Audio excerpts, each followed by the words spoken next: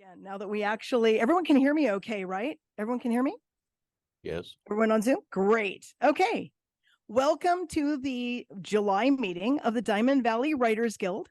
As I said before, the speaker got tied up in all of the fire-related traffic. So we're waiting on him, but we've got a lot of other things we can accomplish before that. We have some new faces in the room. Welcome, those of you who have never been here before. A couple of things I wanted to talk about. Membership. I got a notification from Facebook a couple of days ago that I thought I'd share with you. It said that in the last 7 days, we reached 1.2K people with our Facebook page, which I thought was pretty darn amazing.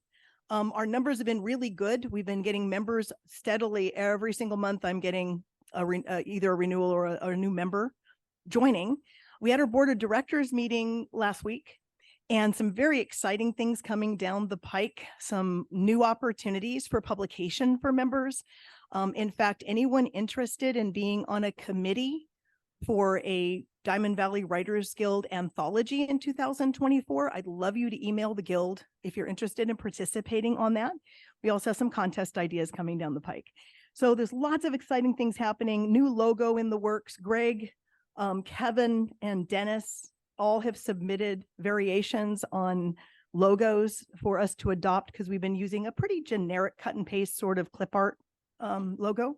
And they've beautiful, beautiful submissions. It's gonna be a very hard decision on that. But what we're gonna do, Lynette will be sending out at some point a form for you to vote. So the members get to decide what the banner and what the logo will be for the Guild moving forward into the future here. I think that's about it. A couple of things from the member at large. Lynette and Kat Tucker both at a concert this weekend and with no ability to get on the meeting. So she asked me to remind you that the survey will be going out probably tomorrow or Sunday or Monday. And if you have a book that you recently published coming up or in the last month, please email the Guild with the information. She'll need a link and a little bio and a little blurb on the book. Buy now kind of link, book cover, the usual stuff. And then we also put you up on the website if you're a paid member with your book with a buy link. And that's about it. Is Lucia here for any webmaster updates? I didn't get a chance to look at the Zoom attendance. Okay, then I'll make a quick announcement. If you have a book on the website and you forgot to pay your dues, last chance, those will be coming down if you are not a paid member, because that is a member benefit to have your book listed on the member book page. There's only a handful of people, and I've been reaching out, and I'm not sure if I even got good emails anymore. So if you see somebody on the member book page and you think that their email has changed, please email us so we can get them the information they need to retain their book on that page. And that's about it. Ellen Wolf has a announcement to make from Straight Jackets magazine. Ellen.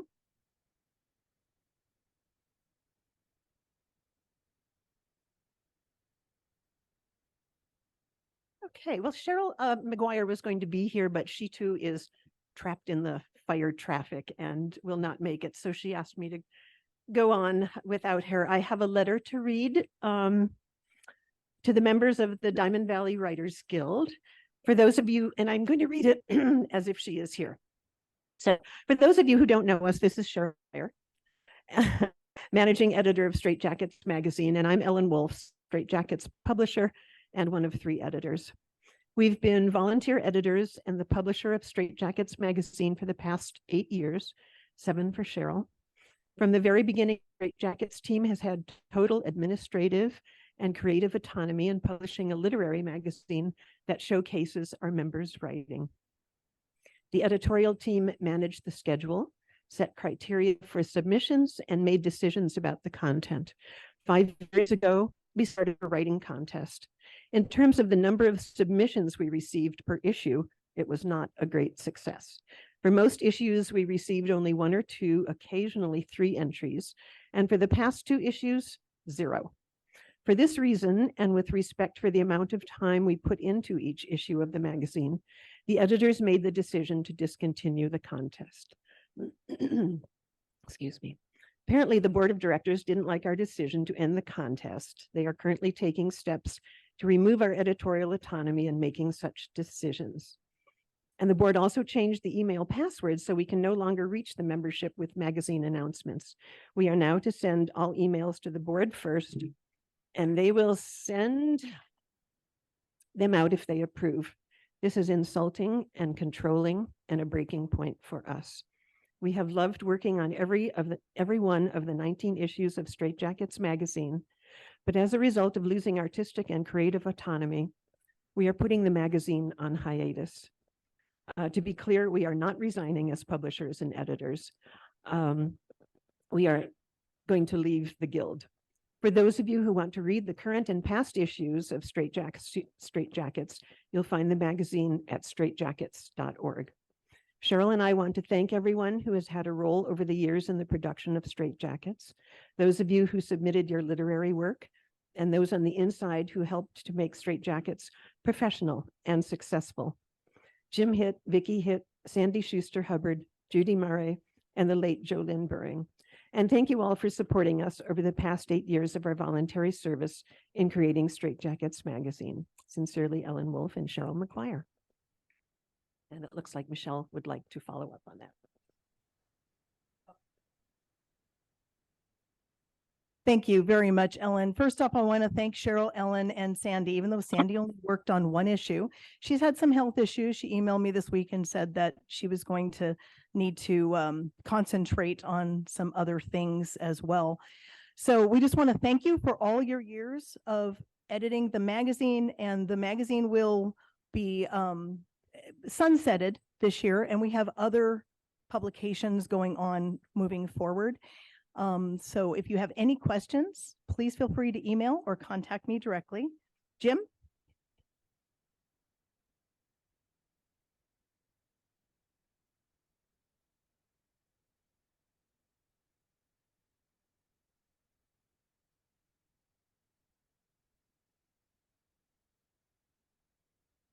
Just a quick word about the Straitjackets. I started Straitjackets in 2008 with Ray Strait and his group from the Wheelhouse. And when I became ill for a while, and Ellen took over with a promise to move the magazine into the 21st century, and she did. And I think they've done a great job over the years. Okay, I'm doing my writing tip today. And last time, my writing tip was lies your writing teacher told you. And last time, let's see, I talked about write about what you know. And yeah, we should. And I went through with that. This today is lies your writing teacher told you part D. And it is show, don't tell. Now, I'd say 95% of the time, show, don't tell is valid. But there are times within, whether you're writing, say, fiction or narrative nonfiction, and if you're writing history, you're telling all the time. I mean, that's just a tale. The thing is, I'm not saying that you fall into passive tense, but you do at times have to cover material, whether it's backstory or description or something. You have to essentially tell. But the way it doesn't sound like tell is using the active verbs. I'm going to give you an example. This is from my last book, Storm Riders.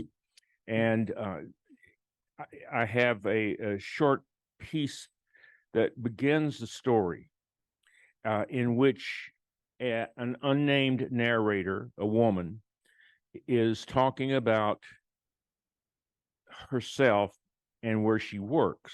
She works in a saloon. And this is the piece. And if you'll notice, this is both description and backstory at the same time. Tells you something about the place where this scene is happening and tells us something about her past. The Foursquare Emporium made most of its money from its assorted crowd, while a number of white boys frequented the establishment, especially at night. Mexicans and colored men like Pappy comprised the majority of the clientele.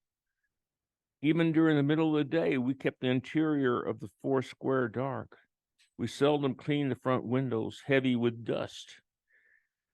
A single kerosene lamp hung from the ceiling, the wick kept so low, so the tables around the walls lay deep in shadows. Oops.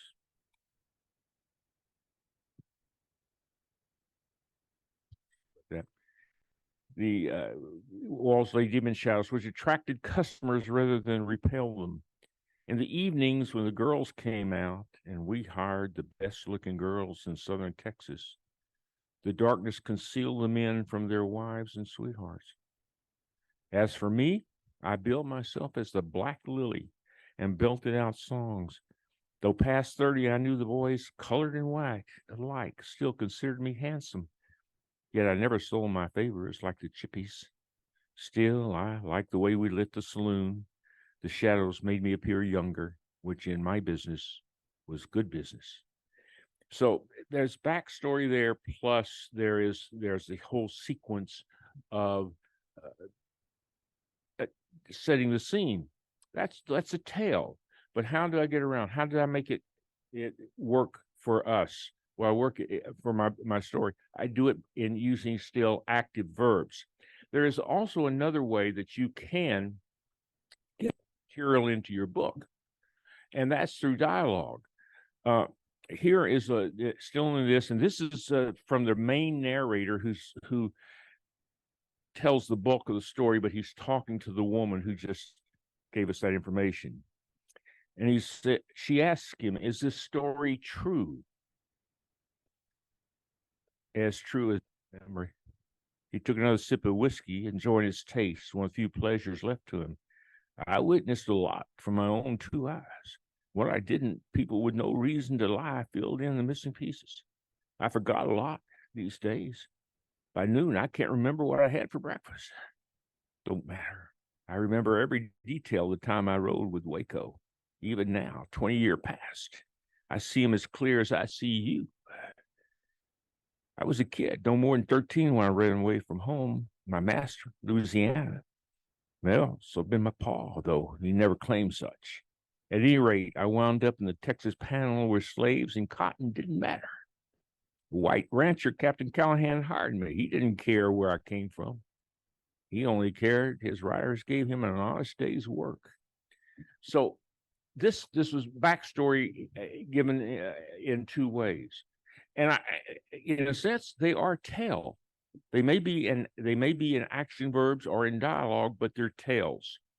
So if you're writing fiction, narrative, nonfiction, or even history or some kind of essay, tale is important at times, but try to make it move, and move means action verbs.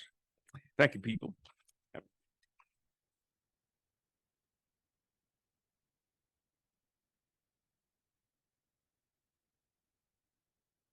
Oops, I guess I need roller skates. Okay, so the next thing on the agenda are new project starts, recent publications, member successes. Let's start in the room first. Has anyone had a recent success? Maybe they started a new project, maybe they got an agent. Anybody in the room? So nobody has been very busy going into summer. How about on Zoom? Anyone out there want to announce something? It looks like Daniel does. Go ahead and unmute, Daniel. Yes, ma'am. I just finished my first draft of my second novel, a science fiction dystopian novel with hope. And it's also a thinly disguised sequel to a movie I love called Forbidden Planet. The title so far has been World in Exile, and I think I'm going to stick with that. So I'm going to take a short hiatus and do some other things and then work on the second draft of it. And thanks to the Jim Hitt critique group that has really, really helped me polish it, and to Michelle, who also helped. You're very welcome. Okay. This is Karen. Hi, Karen.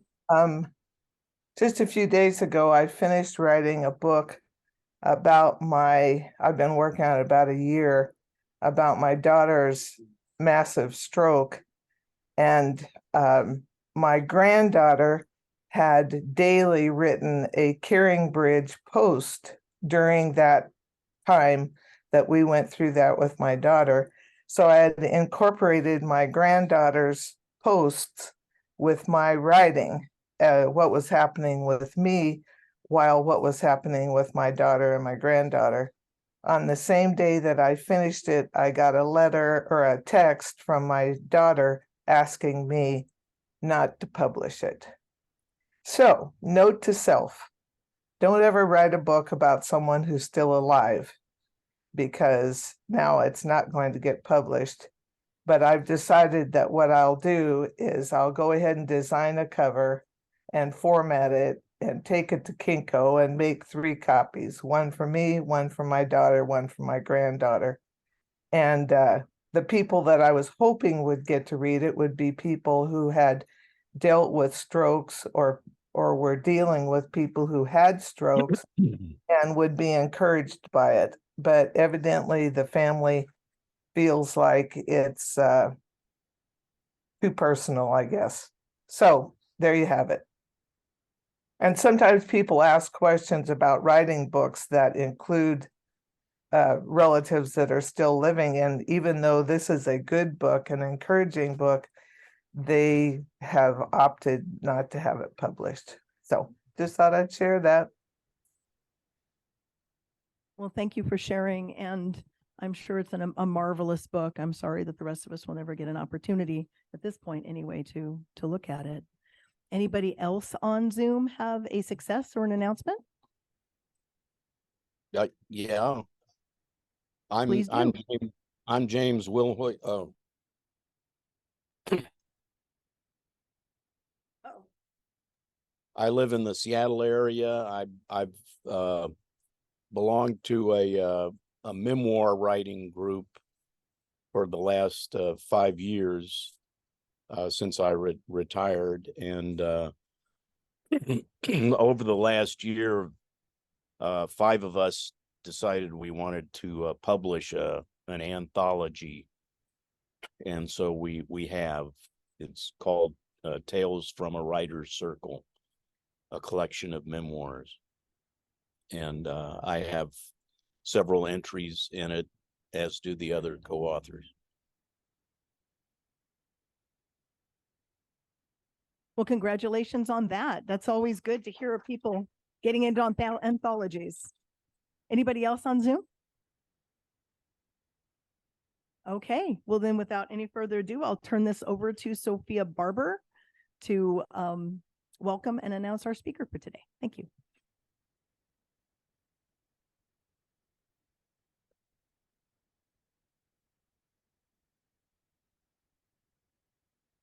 Hello, everyone. So I'll be introducing our speaker for today, Jan Herrman, who will be speaking on myths versus realities of the Old West. Jan Herrman is a retired physician and author of The Last Cowboy. He has a keen interest in the myths of the Old West. In fact, he's been moving steadily west throughout his life, having been born and raised in New Jersey. Jan admits to developing an extraordinary affection for the main characters of his novel, especially Hank and Beth, and had many conversations with them as he wrote the book. No, he does not believe this is a form of schizophrenia. Welcome, Jan.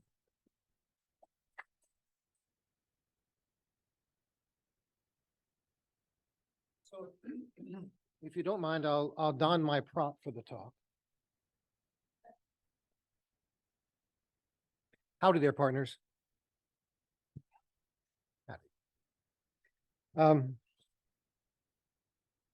Whoops. Wrong one.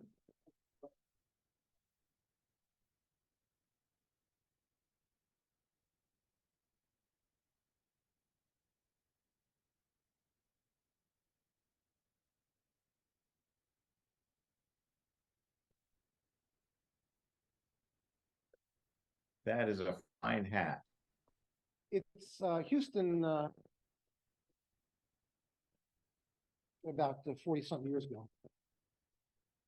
So before long, I first wanted to thank Michelle for inviting me, and so Uh, Thank you so much. And Sophia for her guidance regarding this presentation. Thank you to the Hemet Valley Public Library for hosting today's event. And also, of course, thank you to all of you, members of the Diamond Valley Writers Guild, for deciding to spend your Saturday morning with me. Oh yeah, I have to also thank my wife, Marta, sitting aside. She was my very first editor and a constant companion when I give talks. She's had to do her many times. I have to admit, I'm actually intimidated by speaking before an audience of writers. I've spoken to a number of book clubs on many occasions, but not often to writers. So I hope you don't judge me too harshly. So let's go to the first slide. How do I use this? Press the one in the middle.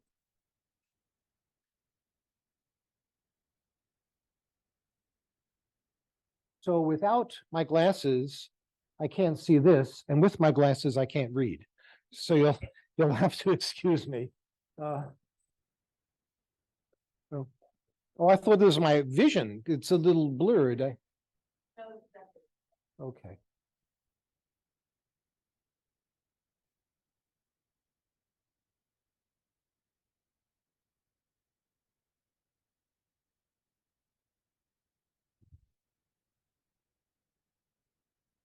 Are you able to sound from the top? Yes. Okay. Do you mind starting the sound at the left top of the slide if you click on it? I don't think you can see it because of the the top is in the way interfering with this.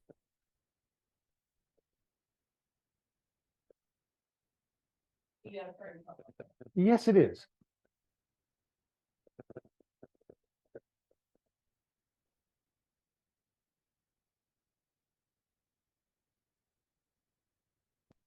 Well, we're doing that. As you can see from this first slide, the talk is about the myths and realities of the Old West, and as seen through the lens of the movies, television, and my own novel, The Last Cowboy.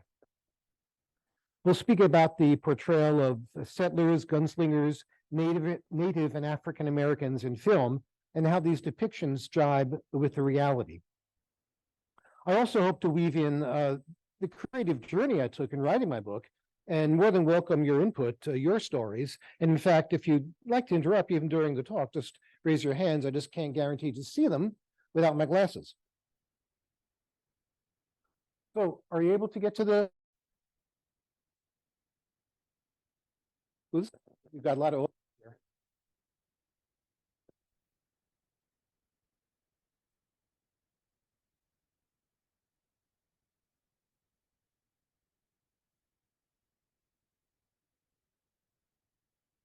Sorry about the delay.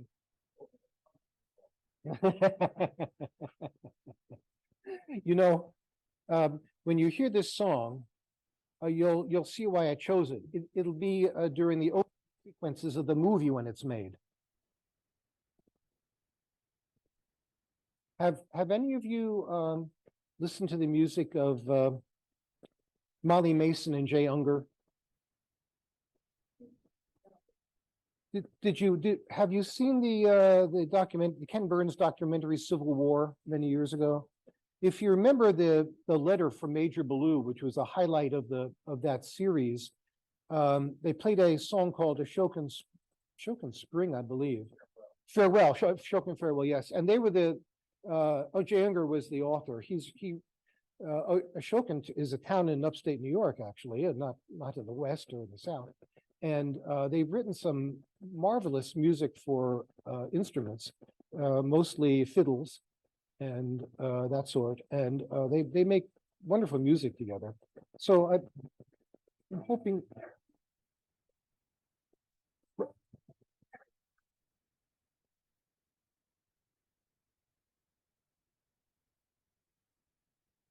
Brings a tear to my eye every time.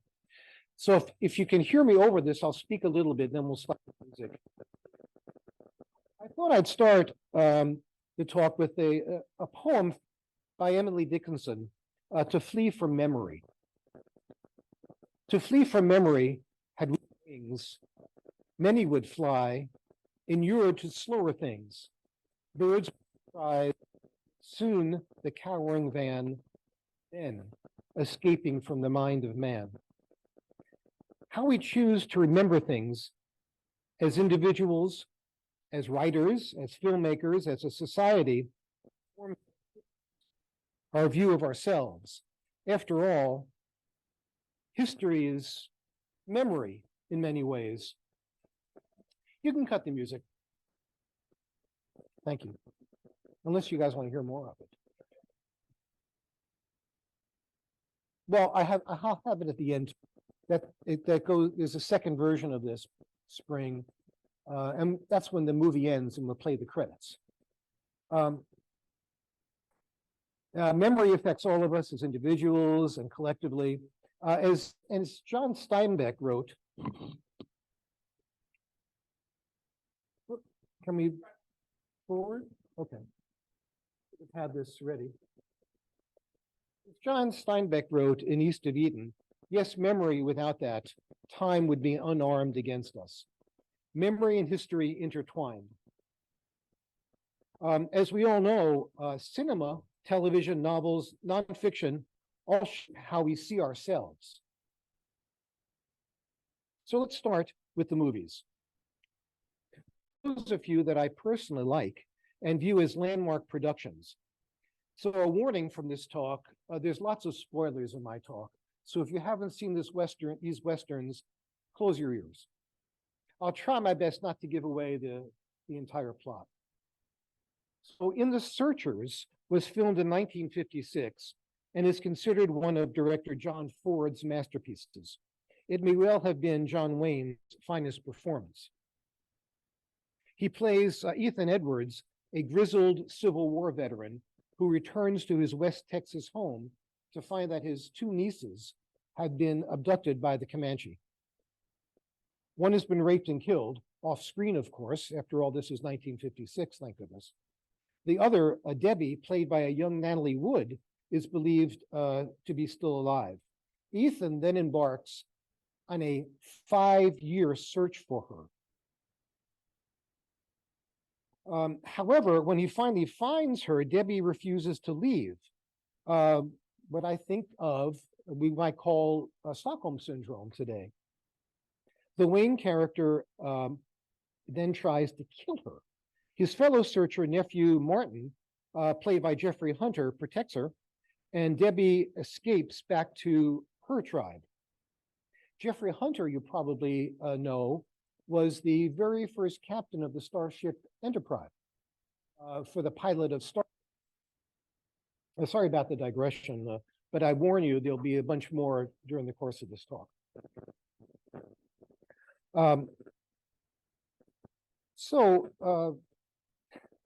After having been searching for over 5 years, I think that this is an exploration of a boundary separating obsession from mere determination. And for 1956, or for that matter, any era, this film is a remarkable exploration of Western themes. I think the best way to look at myths versus realities of the frontier can best be summarized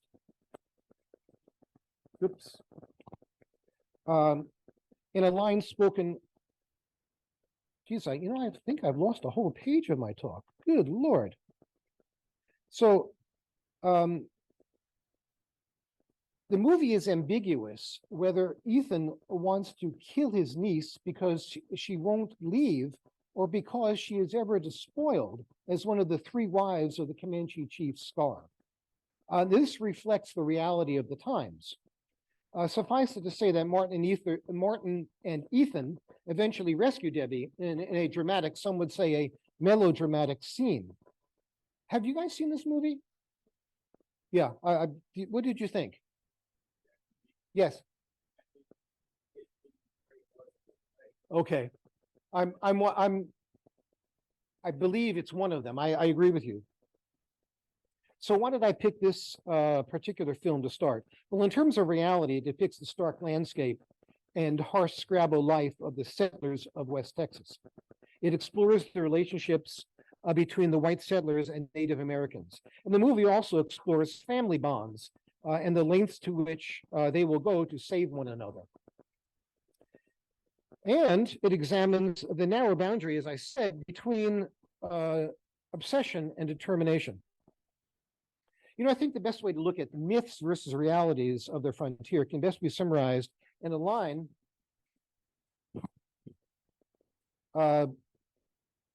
spoken by a newspaper man in the 1962 The Man Who Shot Liberty Valance, yet another John Ford and John Wayne collaboration. When the legend becomes fact, print the legend. And as a full disclosure and disclaimer, I use a version of this line in my book. The film also starred Jimmy Stewart as Ransom Stoddard, a lawyer menaced by the titular Lee Marvin character, Liberty Valance. Have you guys seen this one? Did you enjoy it? I thought it was a pretty good movie. I forgot to mention Vera Miles, who also appears in a number of John Ford's movies, appears in this one as the wife of Jimmy Stewart. And in a shootout between the two, it is actually a hidden Tom Donovan, Wayne, who kills Valance, not the Stoddard. But it is Stoddard who's given credit. The legend that now surrounds him propels the lawyer to become governor and senator of this unknown Western territory or state. Ultimately, he becomes ambassador to Great Britain. So this is print the legend indeed. By the way, you're likely familiar with the quote, "Go West, young man," supposedly by Horace Greeley of the New York Daily Tribune. The problem is he claimed he never said or wrote it. You guys are familiar with Go West, young man. And scholars actually examined the very edition of newspaper that very day, the editorial he was supposed to have written, and can't find hide nor hair of it. So I thought that was an interesting sidelight. So could you play the music to this, please?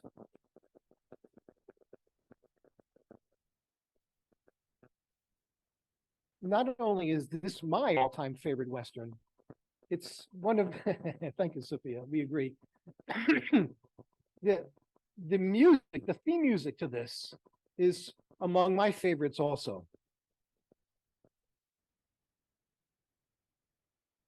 I can't help bumping to the music. It's just, have you guys seen this one too? The opening sequence is a sailboat on the rough seas on its way to Australia. Tell me when you've had enough. I never get enough of this music. We could spend a half hour listening to the themes of this thing. Here it comes. Okay, I think that's it, if we could hit it. Well, I show you this film for several reasons. First, although set in Australia, it is my all-time favorite Western. Second, excuse me, Tom Selleck playing the title role is my all-time favorite cowboy. Third, Alan Rickman playing Elliot Marston is my all-time favorite villain. I recall his role in Die Hard, where he was just magnificent as the bad guy. But next, it gives me the opportunity to conduct an audience poll. So can you play the short clip, please? I'm sorry? No, to Quigley. I think it's on the right side of the slide. I'm not a technological wizard, I got to tell you, and I had a lot of making.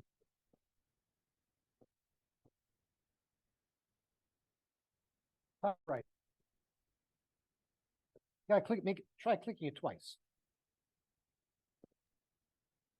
Dan, you're putting our tech guy through his paces.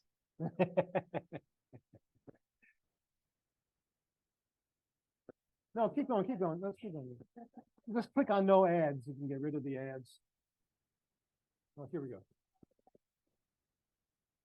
Okay.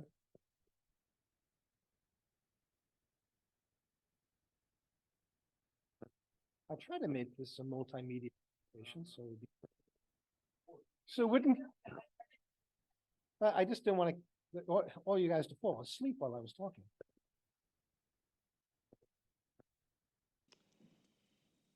Well, sir, I never had much use for one.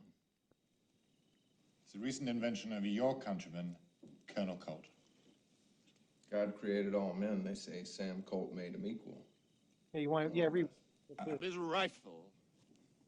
Go back. Don't. This. I hope you can increase the volume. Are you familiar with the Army revolver, Mr. Quigley? Well, sir, I never had much use for one. It's a recent invention of your countryman, Colonel Colt. God created all men. They say Sam Colt made them equal. More or less. His rifle on the Don't show them. Yeah, thank you. He said, I don't have much use for them. That's a key line that you'll remember right at the end of toward the end of the movie. If you recall, I don't want to give that part. But in the event, so here's an audience poll we'll take. So is this a is this quote real? Did Sam Colt really say that? So how Well, many sir, of you I think never yes? had much use for one. Raise your hands. It's a recent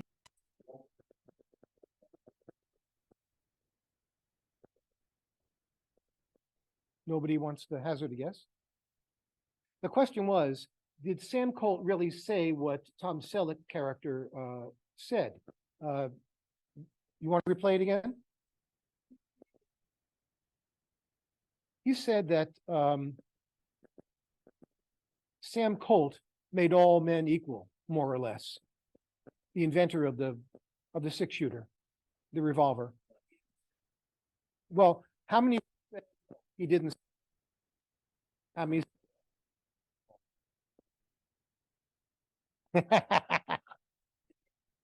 How many have no idea? Okay, here we go.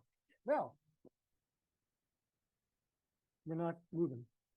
Okay, now we're moving. God created, Colt made them equal. So said Colonel Sam Colt.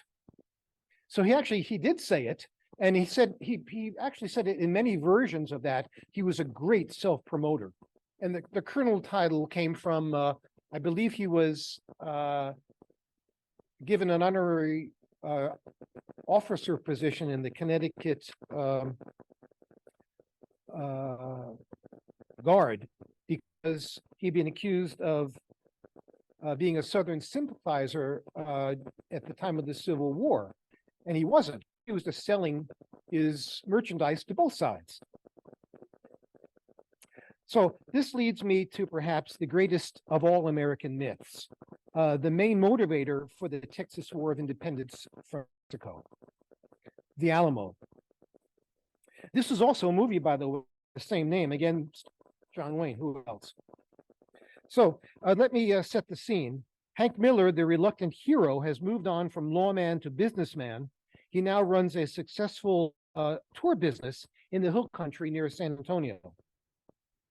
It is here that he meets his future wife.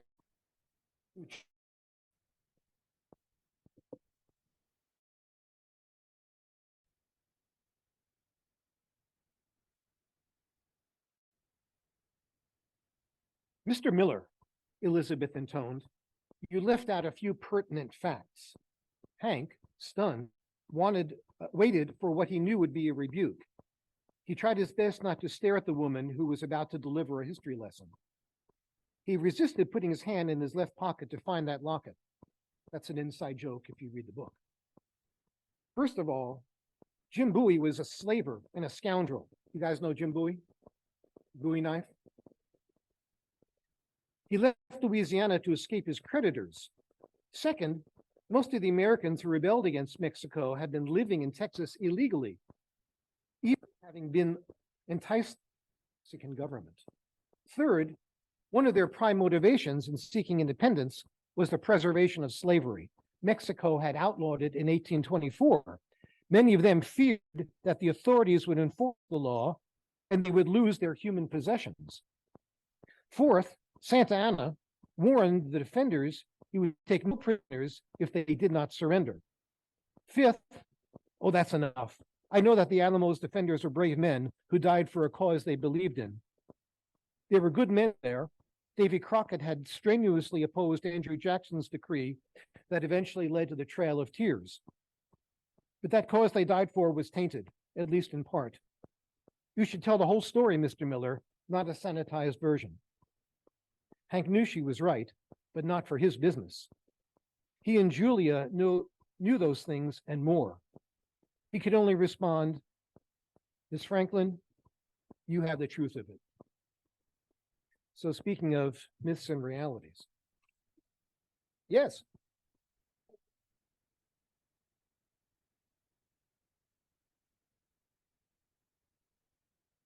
My son-in-law, yes.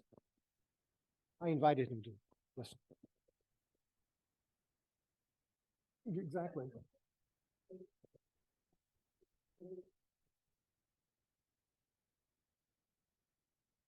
Maybe it was an accident. Hi, Anand. Yeah. Mhm. I'm sorry?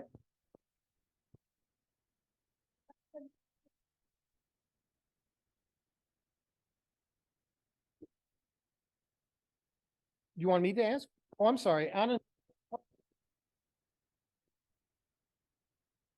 I guess not. We'll move on. Yeah.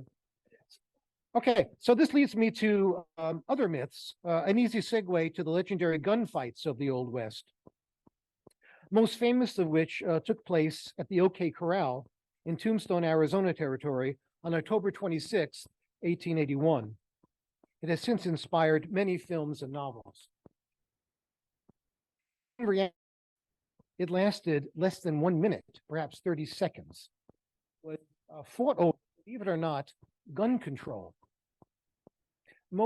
Many towns on the frontier actually had statutes that limited the use of, or even the carrying of weapons, guns in town. They had to turn them into sheriff's offices. This was remarkable for a time.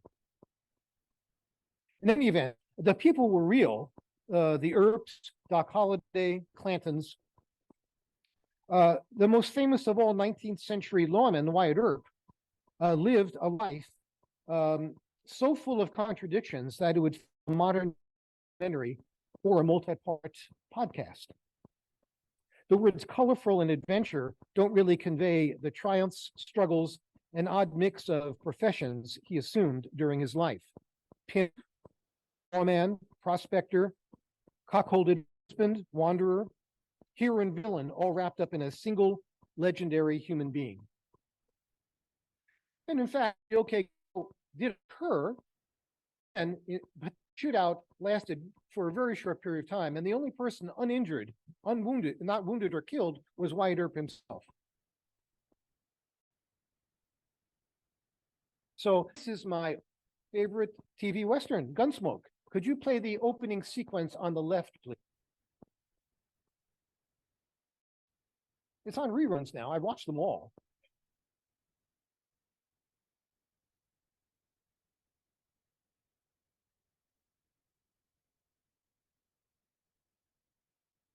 Need the sound. It's not. Stop. Maybe stop and return. It's what all their favorite TV shows when they have nothing else to do.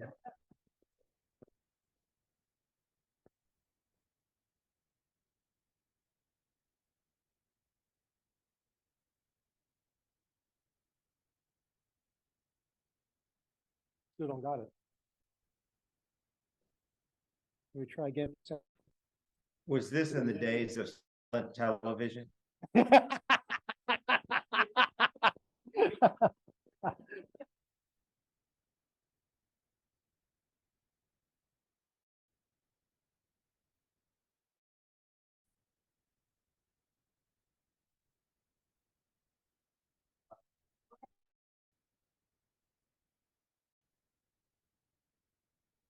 Oh, no.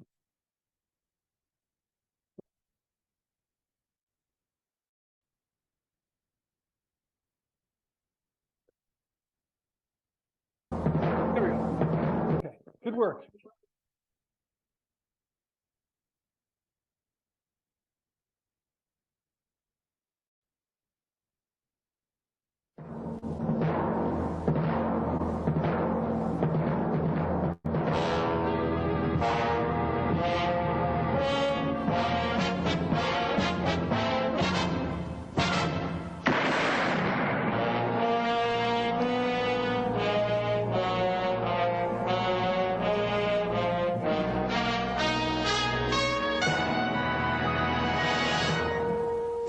Gunsmoke, starring James Arness as Matt Dillon.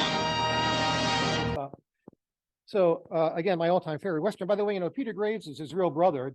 Graves was the lead character starring the second season of the Mission Impossible TV series.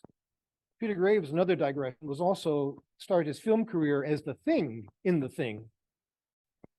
Anyway, back to what we should be talking about. That was James Arness as the Thing. Oh, that's right. I apologize. I spoke. Good Lord. Thank you. And good in Fury, if you remember that one. That's right. He was Fury. That's right. Very good. Thank you. Anyway, you played the video.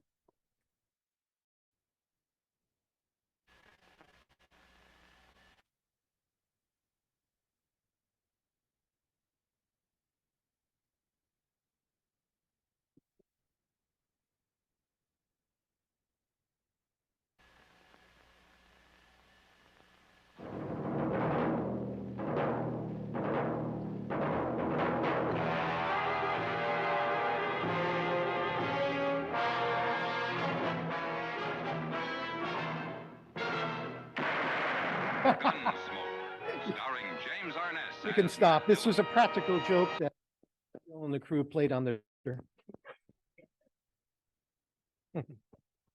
So I'm going to read another excerpt from my book. I promise. Don't buy another pair of glasses until you've seen what this. What was that? I didn't hear. Yeah, So I'll read another excerpt. I promise there's only 3 excerpts. And this is another gunfight. Another mythical one that I invented, if I can find it. There we go.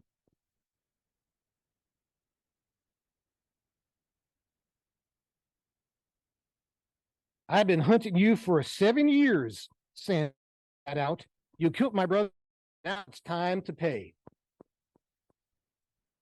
Hank is now a lawman in the town of Laredo, Texas, and he's been through any number of occupations that eventually to this. This is before he became a tour operator outside of San Antonio. Hank had taken the job of sheriff 1 year before. The newly minted lawman now faced a deadly killer. The guns started to rattle around in Hank's head as he lounged in the chair outside his office, like he'd seen Sheriff Coke do when he brought in those dead men years ago. It was a hot and dry morning that fateful day in the year of our Lord, 83. His past had come a-calling. I don't believe we've met. Calm as a cur he was. I don't set store on violence. Why on earth would you want to kill me? You're bound to die. Either I'll do the job or a noose will. I don't mind for your pride, boy. I've tracked you all through this accursed. Now you stand to die for killing my brother Joe. I am Sam Bass, and I am the last thing you will see on this earth before I send you to hell. Well, this is this fearsome Sam Bass. He does look mighty fearsome, and I sure am afraid, Hank mused. He didn't let it show. Instead, he said, I once vowed to myself never to run from a fight, and I aim to keep that promise. In his year as sheriff, he had never crossed paths with a real gunslinger before, at least as best he could recollect. This one looked the part, holster slung low, down just right, fancy shirt, button to the neck, brown striped, gray pants. His boots were a little dirty, though, no shine to them at all. Well, Mr. Bass, he said, smooth as silk, the silk vest that the gunman wore. We've gotten to shootouts in our town, not since I became sheriff. I don't know what I can say that will dissuade you from this deadly course you seem so bent upon. You can say sorry and then die. If you don't stop jabbering and get yourself out of that chair right now, I'm going to shoot where you sit. He was getting riled, mighty riled. Hank knew that a gunfight was inevitable and wanted Bass as agitated as he could make him. The Ake brothers had taught him that the angrier an adversary, the more likely he was to make mistakes. He remembered his own lapse in judgment, rushing to chase down that wounded murderer in the dark. He wasn't going to repeat that same mistake. Hank took his time getting up from the chair, never taking his eyes off the gunman's right hand. His movements were languid, a strange calm coming over him. His focus narrowed, his attention on one thing only, the man opposite him who wanted to kill him. He kept his left hand in his pocket, holding Charlie's old locket with the picture of Sue inside. Again, an inside joke in the book. Hank ambled down the wooden sidewalk and onto the dusty street. Everyone clear out now. I don't want any innocent bystanders accidentally shot by Mr. Bass here. The townsfolk had already edged into doorways and shops. By this time, the two were 20 paces apart. You little son of a whore, those were your last words. In fact, those were Bass's last. He went for his gun, but before he could clear his holster, he was dead. Shot clean through the heart. Shot clean through the heart. He never heard the sound of the gun that killed him, collapsing backward from the impact. Hank stood there numbly, staring at the dead man lying on the ground, blood beginning to pool beneath him. He still had that Colt of his in his hand. Mayor Root was the first to come up to him. Everyone else seemed too stunned to move. That was the darndest thing I ever saw. I barely saw your hand move. You must be the fastest gun there ever was. Hank holstered his pistol. All he said was, I was lucky, I guess. I've always been lucky. So, is this the way things really happened? Two men squared off, the fast draw the winner? What do we really know about such confrontations? Well, most historians say the overwhelming majority were not between two men squared off at noon on a dusty street. Many of the individuals who shot one another were a part of a feud. Fewer planned duels son as depicted by the dime store novels of the time. Here's what Wyatt Earp himself had to say about the fast draw. The most important lesson I learned was the winner of gunplay was the one who took his time. The second was that if I hoped to live on the frontier, I would shun flashy trick shooting as I would poison. I did not know a really proficient gunfighter who had anything except for the gun fanner. You know gun fanner? You'll see these on movies all the time. Literally shot from the hip. So Texas was the state with the most shootouts. 160 were recorded from the 1860s through the 1890s. However, these are mostly among groups of men who shot it out over land, livestock, and a host of other reasons, often in usually about money and power. Hugh O'Brien, who starred as Wyatt Earp, in the show of the same name, I don't know why I'm tongue-tied, claimed to have the fastest draw of any lawman, 0.16 seconds. Do you ever watch Wyatt Earp, the TV show, the half-hour TV show? Yeah. I should play the. This was in the 1950s and early 1960s, the heyday of the TV Western. One individual actually claimed to have timed the draw of all these TV heroes and said it was Matt Dillon of Gunsmoke who had. So let's change topics here and address the portrayal of Native Americans and then African Americans in film and TV. We first touched on some of this in the earlier discussion of The Searchers. To give you some perspective, here's another brief passage from The Last Cowboy. I promise this is the last one. By the way, as you endure my readings from a book, think as when you watch the streaming services and don't pay the premium price to avoid commercials.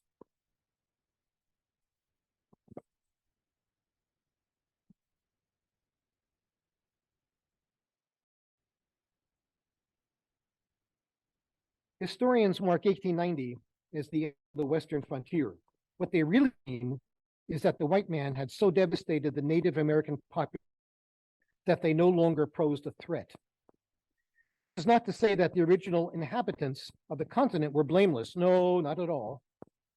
There were cruelties enough by both sides in what came to be collectively known as the Indian Wars. Nonetheless, for good or evil, it was the white man who prevailed. It was he, though, who had trouble keeping his promises. There were other things to indicate that the collective manifest destiny of the nation had indeed arrived. A cross-country railroad, and with it, a uniform nationwide timekeeping system. You know that there was no nationwide timekeeping system. What was noon in San Antonio was not noon in New York. Each one had its own noon. The telegraph and the integration of the territories from Mexico. The notion that we were no longer a collection of states, but rather a United States, had for the most part taken root after the Civil War. A few exceptions hung on to antiquated concepts of the country as an assemblage of sovereignties bound by a bare minimum of constitutional obligations. Texas, of course, was one of them.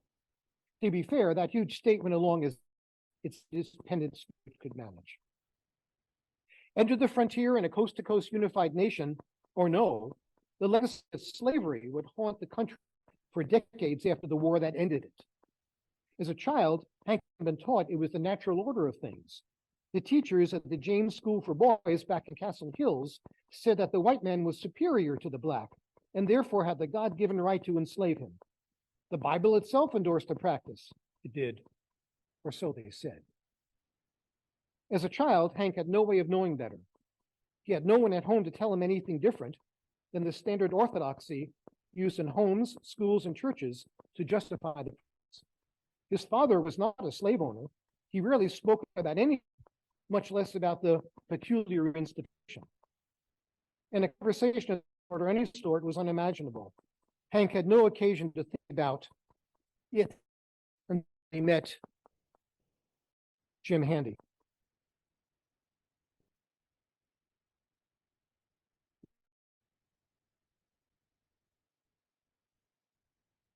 So, now that we have my book out of the way,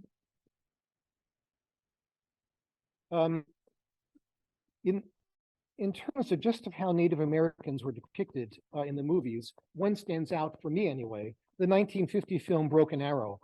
Not the one, by the way, in the 1990s about stolen nuclear warheads. The title derives from the Blackfoot tribal custom of using a broken arrow to signal the end of a conflict. The plot is based on real events, fictionalized in the novel Blood Brother by Elliot Arnold. Jimmy Stewart stars as Indian agent Tom Jeffords and the Jeff Chandler as the Apache chief Cochise. Jay Silverheels, a native Canadian Mohawk, appears as well. Does anybody remember Jay Silverheels? Yes. You may recognize the name as the actor who played Tonto, faithful Indian companion to the Lone Ranger. Deborah Paget, at age 15, had the role of Sangsire, Jimmy Stewart's doomed wife. 240 Apaches from a local reservation appeared in the film. I believe this movie is notable for several reasons. It is thought to be one of the earliest post-World War II films to treat Native Americans in a positive light.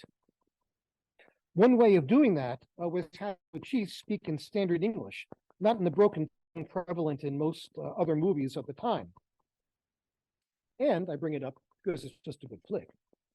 It does, however, remind us, or should, that the collective mythology tends to overlook just how the West was won. What began at Sand Creek ended at Wounded Knee. Bookends of a sort, which between them harbor the decimation of indigenous peoples, intentional or not. Next, I'd like to address the highly underappreciated role of African Americans in the setting of the Western front, in the settling of the Western frontier.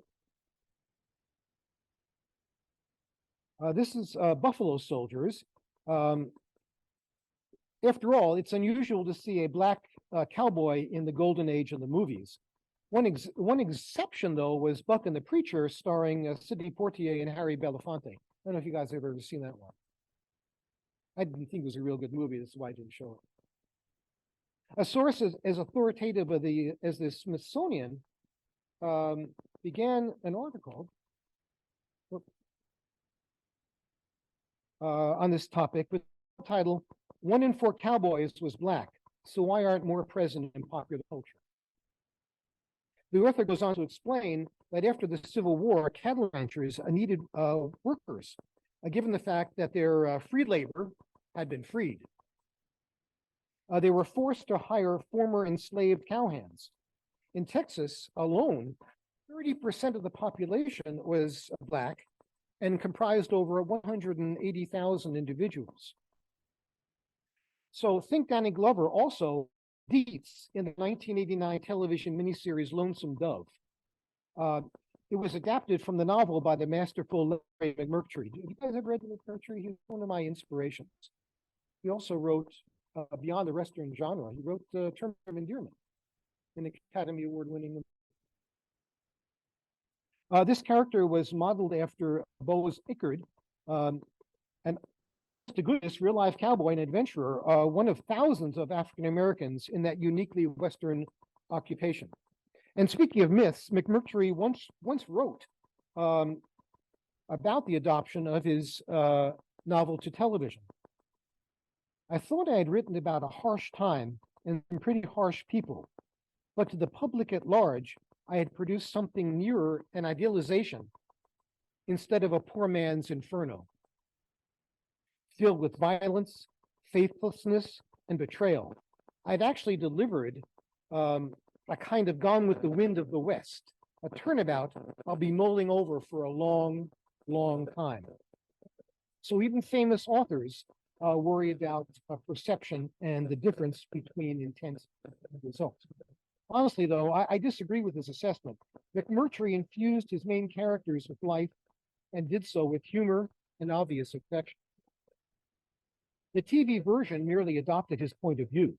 The small screen adaptation stars Tommy Lee Jones and Robert Duvall as former Texas Rangers who lead an eventful cattle drive from Lonesome Dove, Texas, to the territory. So I reckon sequel, Streets of Laredo, are good.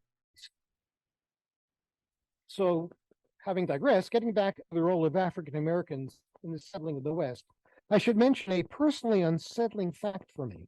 Until I visited the Museum of Motion Picture Arts and Sciences in Los Angeles, I was completely unaware of the existence of with virtually all black casts and production crews. Back to the silent era. Here are some of the Westerns that they produced. Harlem on the Prairie, 1937. Man from Harlem, 1938.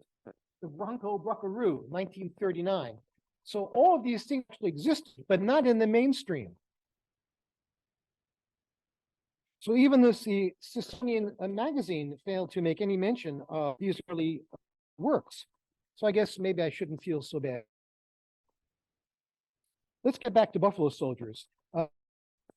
They comprised the 9th and 10th segregated U.S. cavalry regiments and were from units that fought in the Civil War.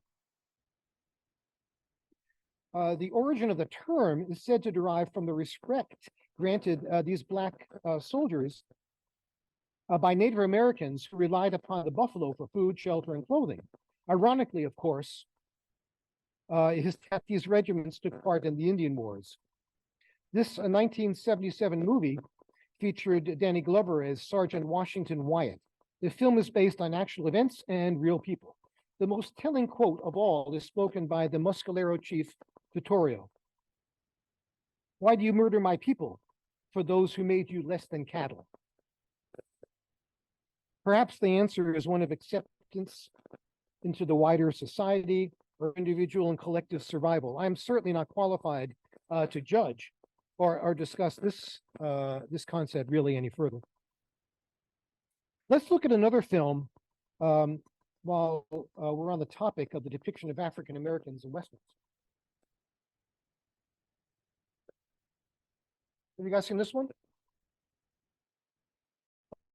Great adventure. It starred, as you see, John Wayne again, and he's my second favorite all-time cowboy, and William Holden. It's a 1959 Civil War drama. Wayne plays Colonel John Marlowe, who leads a cavalry regiment in a raid into the South. He's accompanied by Major Hank Kendall, the regimental surgeon. The two do not get along. A separate plot line. I've included this film because of its interesting adventure, but also with a serious flaw. Its portrayal of the well-treated and loyal slave, in this case, Luke, played by Althea Gibson. This harkens back to the role of Mammy in Gone with the Wind, for which Hattie McDaniel was the first Black woman to win the Academy Award as Best Supporting Actress. The myth clashes with reality, the reality of slavery. Pause for a moment, just on a lighter note, and this is a completely unrelated topic. I thought this was pretty good. Somebody sent this to me, and I thought it was really fun.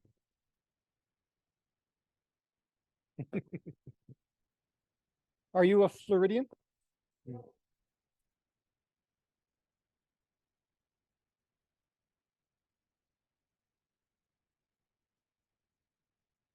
Ah. Next up, High Noon, one of the great Westerns again of all time. Many of you have seen it, I hope.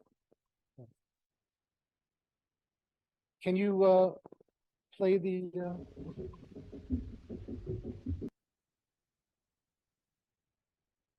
okay.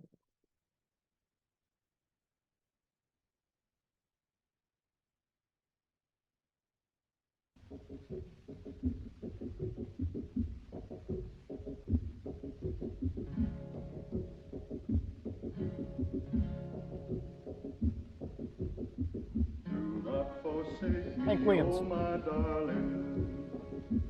Lee Van Cleef. I'll see him many movies later on. Do not forsake me, oh my darling. Wait long. Look at the cast of characters. The noonday train will bring Frank Miller. If I'm a man, I must be brave. If I'm a man, I must be brave. And I must face that deadly killer. What Bridget? Grace Kelly. A liar, coward, a craven coward, a liar, coward in my grave. Oh, to be torn twixt love and duty. I think you can cut it there. And I lose my fair half beauty. Look at that big hand move. This 1952 release starred Gary Cooper as Marshal Will Kane, shortly to retire and embark on a new life with his bride, Amy Fowler, played by Grace Kelly. You notice that Grace Kelly did not get top billing. This is early in her career. Kane, however, must decide whether to remain in town after learning that Frank Miller, who he had once arrested, and his gang had been released from prison and headed back bent on revenge. Amy, by the way, is a Quaker devoted to pacifism, a key element in the plot. Unlike most movies of the time, the townsfolk do not rally to support the lawman. In fact, they encourage him to flee. This is a movie that broke tradition, the town of cowards that fails to stand up to the evil No posses, no volunteer deputies, no nothing. These films show up in many subsequent these themes show up in many subsequent films. Predominantly from the mid-1960s to the present, the West now depicted as a lawless, brutal, desolate frontier, virtually devoid of decency. Think how this evolved through the spaghetti westerns, and even now in the very fun TV series 1883. Have you guys seen it? You watched it? When did you guys get here? Did you really? Oh, oh, oh. I know it took us almost over 2 hours to get here. We kept rounding around, and it was Sophia who was able to get us here. Yeah. But here's my take on this. Just as a film or TV series depicts a violent West, mostly populated by vicious, avaricious characters, does not make that any more real than the bloodless productions of the past. You and I, are no different as human beings than our settler, immigrant, or native forebears. I'm not saying anything novel here. I suspect that most of us, all of us, long ago came to the same conclusion. What has changed, however, are societal norms, the expectations that have sufficiently changed to constrain our worst impulses. This has not been a steady march of progress. Rather, it has been staccato, with too many dips in progress. But progress it has been. The cost has been high, and I wonder what the next turn of filmmaking will reflect.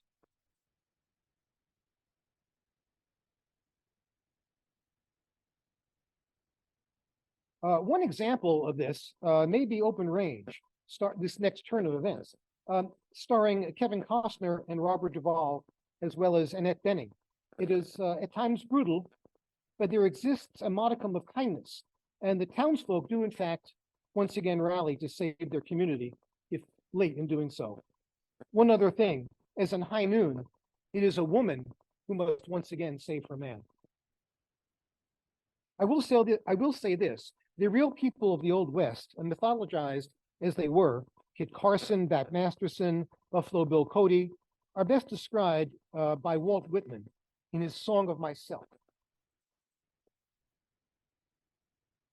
Do I contradict myself? Very well. Then I contradict myself. I am large. I am multitudes. So I'll stop there, demonstrating the internal contradictions of all of us, including those of the West. But I'll add you an addendum. Have any of you seen this movie? Doesn't seem to be widely known. This is a great film, a truly great film. It's really entertaining. And of course, any film with Sean Connery usually is pretty good. Oh, thank you again. And this one has Sean Connery. What's your name? Help me out. Say again? Thank you very much for saying it out loud. Candace Bergen. So if you've ever seen a contrast between myth and reality, please take a look at these photos I'm going to pass out to you.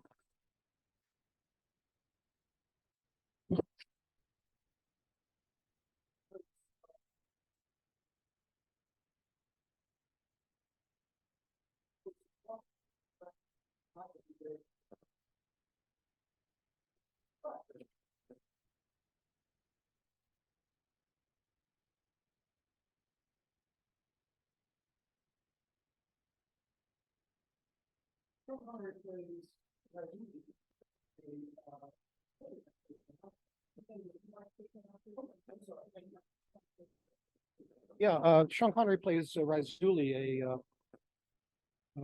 a true descendant of Muhammad, who's a tribal chieftain and a brigand who kidnaps, in this movie, Candace Bergen, but it's based on a true story, what was known as the Perdicaris affair at the time. and even involved Teddy Roosevelt, played in this movie by Brian Keefe. And in the end, the contrast between Sean Connery and how Raizuli actually looked. So I did mention at the beginning of this talk that I would discuss some of the creative the creative process, so what I went through in writing my book. But I won't do that if you guys are already tired or just want to go to a question and answer session. Well, hold on. There is one question regarding your presentation, and then we can move on to that if that's all right. Becca, do you want to unmute and ask your question? Good morning. Morning. Hear me? My question is about females in the Wild West and their significant role that they've played. May you say about that?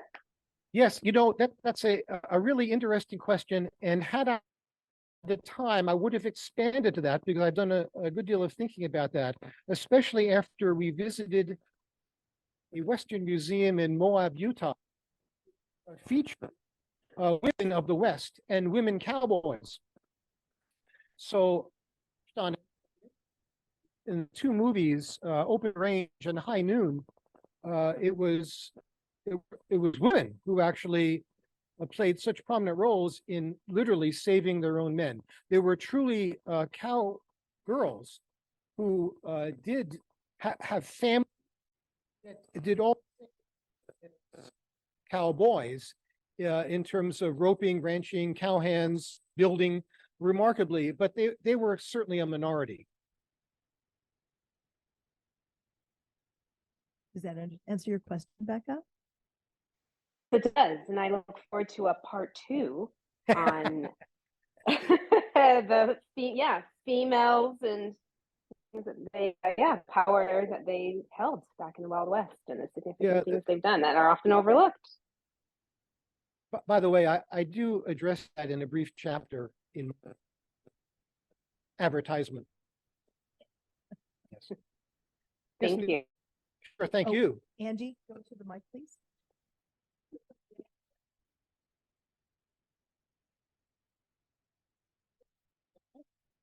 All right. I've noticed a lot of the examples that you gave from media had really very attractive costumes they wore. Is there any contrast that you'd care to draw with fire in the versus the movies of the Old West? Did you have anything to add about maybe they didn't quite dress as nicely as they do in the film? That question, honestly, I don't know. I never explored that avenue. I'm sorry to say. Another fruitful area to explore.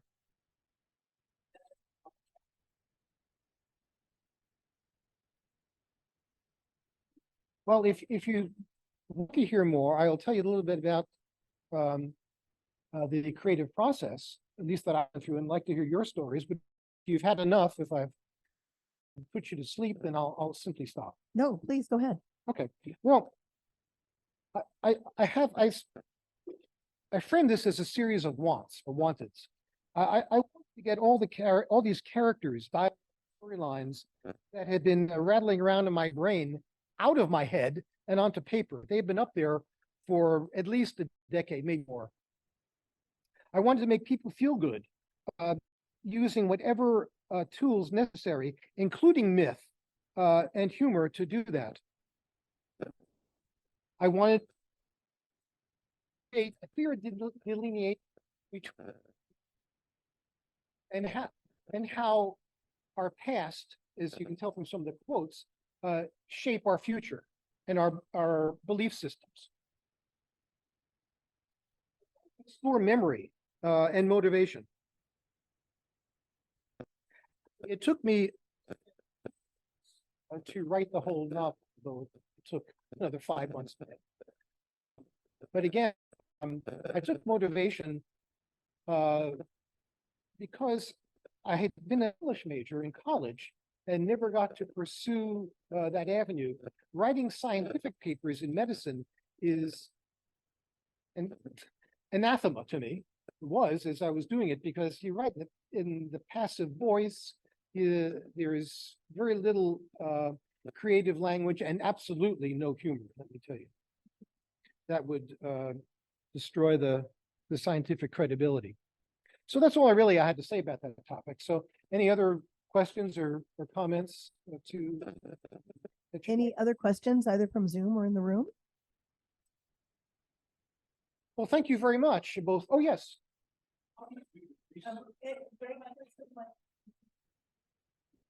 How do you do your research about all these old things that don't exist anymore? Well, I had seen all these movies and I'd read all the many Western novels, Mercury, Zane Grey, Louis L'Amour, and others. So that formed the background of my base of knowledge of myth. And the research was all internet. I have a close friend who spent a great deal of time in Morocco, and that in the movie The Wind and the Lion both headed me in that direction. That's part of the inspiration.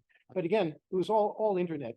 There's such a wealth of information, but then you've got to make sure that your sources are accurate and you're not creating even more myth. And that's the part. For example, the Sam Colt quote and the Horace Greeley quote took a great deal to run down. Any questions? I actually have one more, if you don't mind. Go ahead, please. I noticed that in a lot of these movies, the imagery and the landscape are very powerful. There's a lot of focus on that, right? And how did you take that into your writing? Like how do you make that imagery come to life and use those movies for your inspiration in your book? That's another question. Actually, in describing the hill country where some of the action takes place, I take a great deal of time in describing the landscape where the tours occur. I also took a great deal of time in describing San Francisco, where some of the action takes place. The San Francisco, by the way, around the time of the San Francisco earthquake. So the book is actually a bit of a travelogue, though I hope not nearly as boring and more engaging. But I did try to incorporate that in my writing because I thought that was important. And as I mentioned, I began with the searcher part, not because it was just a landmark in ideas, but because it showed the actual hard scrabble life and hard times of the people, and you could tell from the landscape. Didn't have to be said; you could just see it. Hope that answers your question. That, Becca? It does. Thank you. Excellent. Anybody else have questions for Jan? I've got one. Unmute. I did. Okay. I'm just curious if you use any of your knowledge of medicine as part of the plot of any of your books. Not a drop. Well, maybe that's a suggestion. Thank you. Any questions? If not, thank you, Jan, so much for being here today. Thank you very much. He will be sticking around for a little bit. He's got some books with him if anyone wants to buy his book, and he'll be autographing. Sophia? Go ahead. Yeah, I just thought those the pictures.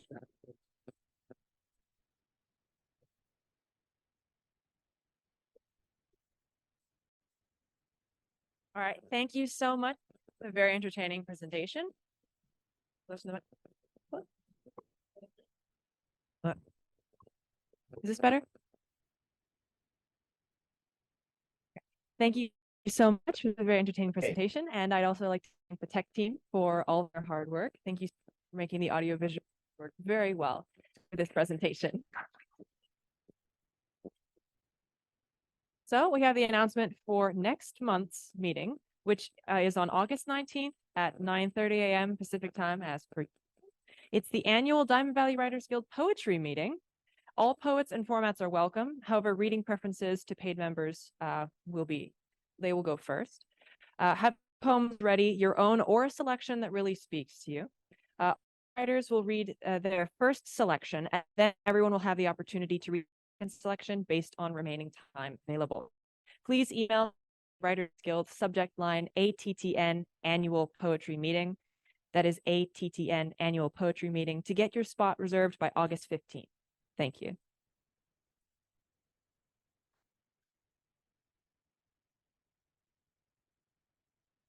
Okay, that being said, I'll just walk a short distance to this mic. Thank you all so much for participating in the July meeting. And for those of you in the room, we go at those. So we'll see you all next month for the celebration of poetry. Thank you.